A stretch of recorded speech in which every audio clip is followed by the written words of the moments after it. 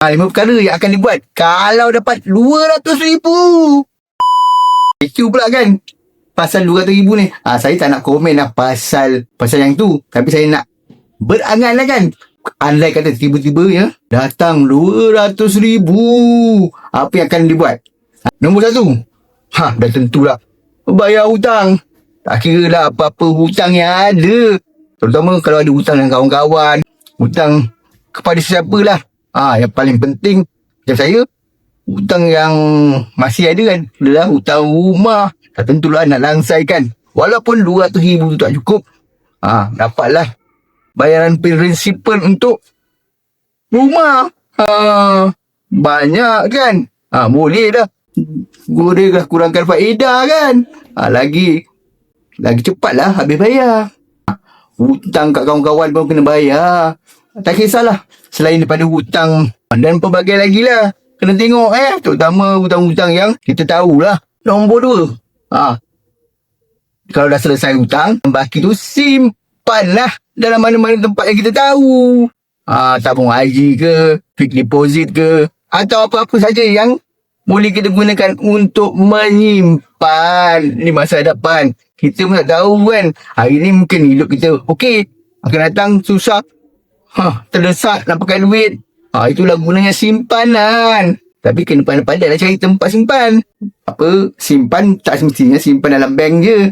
Boleh juga simpan melalui SSPN dan sebagainya. KWSP pun boleh simpan walaupun kita tak menjarum. Tu boleh tengok kat sini. Saya beritahu macam mana cara nak simpan dalam KWSP. Boleh juga simpan dalam bentuk lain, macam simpan emas pun berbaloi juga. Nombor 3. Ini melabur. Melabur ni kena berhati-hatilah. Kena ada ilmu sikit.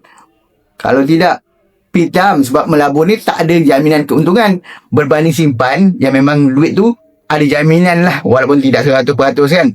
Tapi tak adalah kerugian sangat. Tapi kalau melabur, kalau tak ada ilmu, lebur. Nombor 4. Kalau ada lagi lebih, bolehlah cuba-cuba buka perniagaan. Perniagaan tak perlu yang banyak-banyak modal. Perniagaan kecil-kecilan pun jadilah. Jual kuih ke, jual kraft tangan ke, apa-apa sajalah yang kita tahu dan mampu kan. Nak buat affiliate pun kena juga ada duit kan. Termasuklah buat konten-konten YouTube ni. Ni kira walaupun tidaklah berniaga, tapi bolehlah kan. Bolehlah gunakan sikit banyak duit yang kita dapat tu. Kena berhati-hati. Berniaga ni tidak semestinya untung. Banyak juga yang rugi. Sebab itu kena bersedia fizikal dan mental kalau nak buka perniagaan. Nombor 5, kalau ada lebihan lagi duit dalam yang dibagi 200,000 tu, barulah guna untuk kegunaan harian.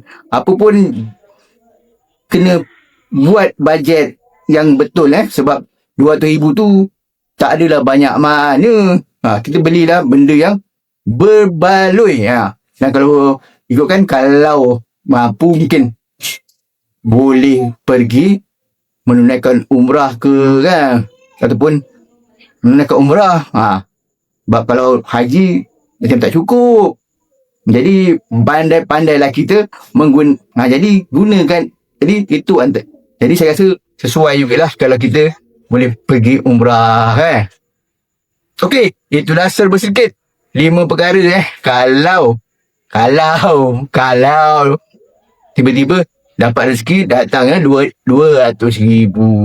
Apapun ini adalah pendapat saya, tak sama dengan orang lain.